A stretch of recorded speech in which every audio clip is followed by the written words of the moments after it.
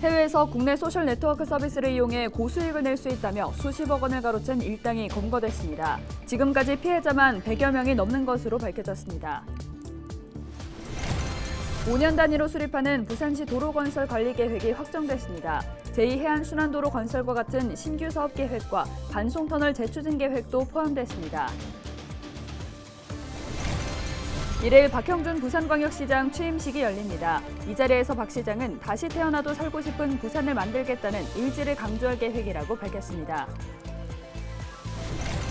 부산 지역 소비자들의 경제 상황에 대한 심리를 종합적으로 나타내는 소비자 심리지수가 크게 하락한 것으로 나타났습니다.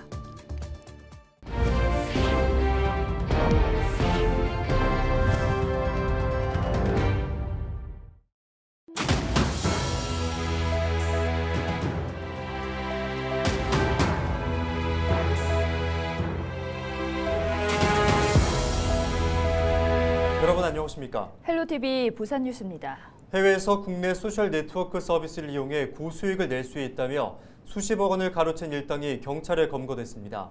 지금까지 이들 일당에 당한 피해자만 100여 명이 넘는 것으로 밝혀졌습니다. 이들 일당이 어떤 수법을 사용했는지 김한식 기자가 취재했습니다. 가상자산 투자 단체 대화방입니다. 대화방에 있던 한 사람이 투자 성공담을 이야기하며 1억 원이 넘는 차트를 증거로 올립니다. 대화방에 있던 사람들이 마치 투자할 것처럼 분위기를 몰고 갑니다. 하지만 한 사람을 제외한 나머지는 사기 일당. 반신반의했던 투자자는 투자를 결정했고 결국 1억 원 넘게 뜯겼습니다. 10만 원으로 처음에 시작을 했고 실제로 23만 원이 제 통장으로 입금을 해줘서 처음에 믿음이 갔었습니다.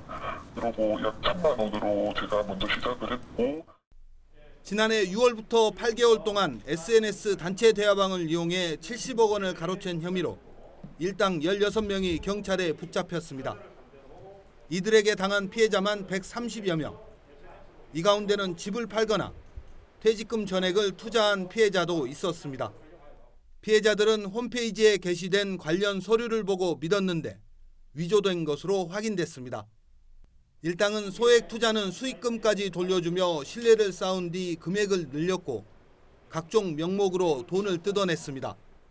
5일의 수익 화면을 보여주던 후 그 수익금을 찾으려면 수수료 또는 제재금 또는 각종 비용을 요구하는 수법으로 피해 규모가 커졌던 것으로 밝혀졌습니다. 최근 허위 수익 인증을 이용한 투자 사기가 기승을 부리는 만큼 경찰은 주의를 당부했습니다. 경찰은 해외에서 도피 중인 총책 A씨 등 핵심 간부 5명에 대해 인터폴에 적색 수배를 내리고 국내에서 도주 중인 조직원 1명을 추적하고 있습니다. 헬로티비 뉴스 김한식입니다. 네, 5년 단위로 수립하는 부산시 도로건설 관리 계획이 확정됐습니다. 제2해안순환도로 건설과 같은 신규 사업 계획, 또 반송터널과 해운대 터널의 재추진 계획도 포함됐는데요. 네, 부산시 도로건설 관리 계획을 정리해봤습니다. 차선영 기자입니다. 이번에 수립된 부산시 도로건설 관리 계획에서 눈에 띄는 부분은 제2해안순환도로 건설입니다. 장기 계획으로 강서구 가덕도동과 기장군 장안읍 장안 IC를 잇는 겁니다. 제2해안순환도로 건설로 다대포와 동삼혁신도시, 청사포, 오시리아 관광단지를 연결해 부산 해양 관광벨트를 조성하고 부산의 도심교통 혼잡을 해소할 계획입니다. 해저 터널 등이 검토되고 있는데 예상 사업비가 13조 원에 달해 실현될 가능성, 당장은 희박하다는 것이 전문가들의 분석입니다. 2017년 도로 건설 관리 계획에도 포함된 반송터널 건설이 재추진됩니다. 금정구 금사-IC와 해운대구 송정동에 있는 총 길이 9.2km, 왕복 4차로로 추진됩니다. 해운대로와 수영 강변대로, 장산도에서 오시리아 동부산 관광단지로 이어지는 상습적인 정체 해소를 위해 우회도로인 반송터널의 건설 필요성이 제기되고 있지만 지난해 국비 확보 실패로 제자리 걸음인 상황, 2021년 기준 하루 37,000대 교통량으로 앞으로 교통 수요는 더 늘어날 것으로 예상됩니다. 무엇보다 5,800여 원에 달하는 예산 확보가 시급한 과제입니다. 해운대 터널은 신규 사업으로 도로 관리 계획에 포함됐습니다. 해운대구의 우동에서 석대동을 연결하는 것인데 센텀 2지구 도시 첨단 산업단지와 기존의 해운대 도심에 있는 총 길이 7.02km 구간입니다. 센텀 2지구 개발과 수영만 요트 경기장 재개발 등 앞으로 발생할 교통량 해소를 위해 추진됩니다. 해운대 주변 교통량 분산을 위해 센텀 IC와 대천 IC, 송정 IC를 잇는 해운대 우회도로 건설도 추진됩니다. 해운대 도심의 극심한 교통정체를 해소할 방안인데 실시 설계가 시작될 사상과 해운대 간 민자고속도로 사업 건설 구간과 중복돼 이 구간과 연계 사업으로 검토될 것으로 보입니다. 도심 고가도로의 철거를 위한 방안도 도로 관리 계획에 포함되어 있습니다. 동서고가와 문형고가, 충장고가, 영주고가 등 7개 고가도로의 철거가 가능한 것으로 분석됐습니다. 기본 계획안에 있는 도시관리계획에 포함되는 내용은 부산시의 발전을 위해서는 언젠가는 해결을 해야 될 문제들이 들어있는 건 확실합니다. 단 이제 중장기적으로 예산이 확보 안 돼 있는 상황에서는 조금 불확실성과 그게 언제 될지 모르는 그런 우려가 포함이 되어 있는 거죠. 이번에 고시된 도시관리계획에는 15분 도시 구축을 큰 줄기로 2030 엑스포의 성공적인 유치를 위한 연계도로의 신설과 도심의 교통정체 해소 계획이 주요 내용으로 포함됐습니다. 앞으로 계획 실현을 위해 불확실성을 해소할 예산 확보 등 체계적인 준비가 필요해 보입니다. 헬로티비 뉴스 차선영입니다. 6월 부산 지역 소비자들의 경제 상황에 대한 심리를 종합적으로 나타내는 심리지수가 지난달에 비해 크게 하락한 것으로 나타났습니다. 한국은행 부산본부가 발표한 6월 부산 지역 소비자 동향 조사 결과를 보면 6월 부산 지역 소비자 심리지수는 93.3으로 지난달 103.8과 비교해 10.5포인트 하락했습니다. 가계의 재정 상황을 나타내는 현재 생활 형편과 생활 형편 전망이 각각 지난달 대비 7포인트와 8포인트 하락했고 주택가격 전망 심리지수는 전월 대비 11포인트 떨어졌습니다. 한편 경제 상황 심리를 나타내는 심리지수는 100보다 높으면 장기 평균과 비교해 소비 심리가 낙관적이라는 뜻입니다. 6월 30일 부산 코로나19 신규 확진자 수는 586명을 기록했습니다. 코로나19로 인한 사망자는 5월 20일부터 8일 연속 발생하지 않았습니다. 6월 30일 위중증 환자는 5명으로 80세 이상 3명, 70대 1명, 60대 1명입니다. 중환자 병상 가동률은 25%, 일반 병상 가동률은 22%입니다. 신규 재택치료는 569명으로 2,716명이 재택치료를 받고 있고 이 중 집중관리군은 137명입니다.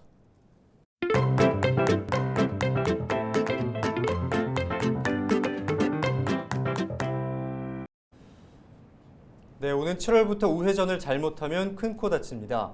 보행자 보호 의무가 강화된 건데 도로에서는 혼선도 있습니다. 네, 어떤 이유 때문인지 기자가 간다에서 운전자와 보행자의 입장이 되어봤습니다. 이세진 기자입니다.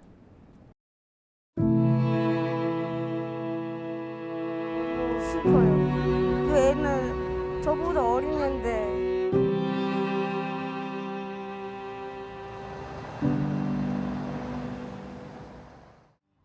우회전 사고가 끊이지 않자 법이 바뀌었습니다. 7월부터 교차로에서 우회전하려는 차량은 일단 멈추고 주변을 살펴야 합니다. 이걸 지키지 않으면 범칙금을 내야 하는데요. 도로는 달라졌을까요? 기자가 간다에서 살펴봤습니다. 평소 우회전 차량 통행이 많은 교차로로 와봤습니다. 지금도 많은 차들이 교차로에 우회전을 하려고 들어와 있는 모습인데요. 이곳에서 바뀐 법이 얼마나 잘 지켜지고 있는지 잠시 기다리면서 지켜보겠습니다. 멈추지 않고 횡단보도로 진입하더니 보행자 사이로 빠르게 지나갑니다. 보행자가 서 있는데도 속도는 줄이지 않습니다. 정지선의 의미가 무색합니다.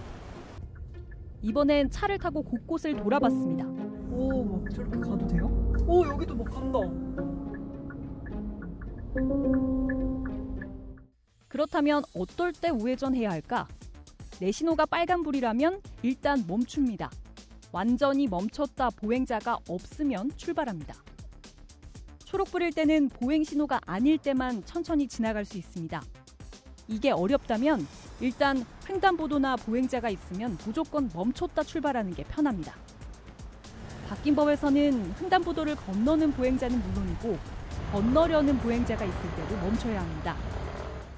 보행자가 길을 건너려는 중뿐만 아니라 건너려고 할 때에도 운전자에게 보행자 보호 의무가 부과되고 횡단보도 앞에서 일시정지해야 한다는 것입니다. 이 부분은 7월 12일부터 시행될 예정이고요. 보행자의 통행 의사가 바깥으로 명시적으로 표출되었을 때를 단속 기준으로 삼게 됩니다. 운전자 입장이 돼봤습니다.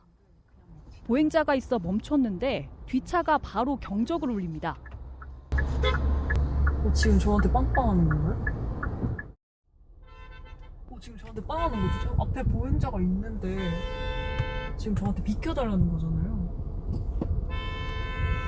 여기서 그냥 갔다가는 제가 벌금을 내야 할 수도 있습니다.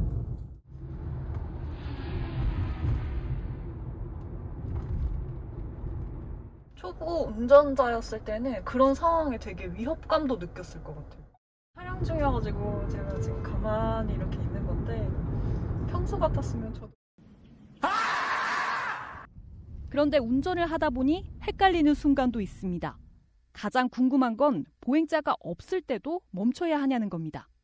차량 전방 신호가 적색일 경우에는 무조건 정지선에서 일시정지한 후에 서행을 하셔야 하고요.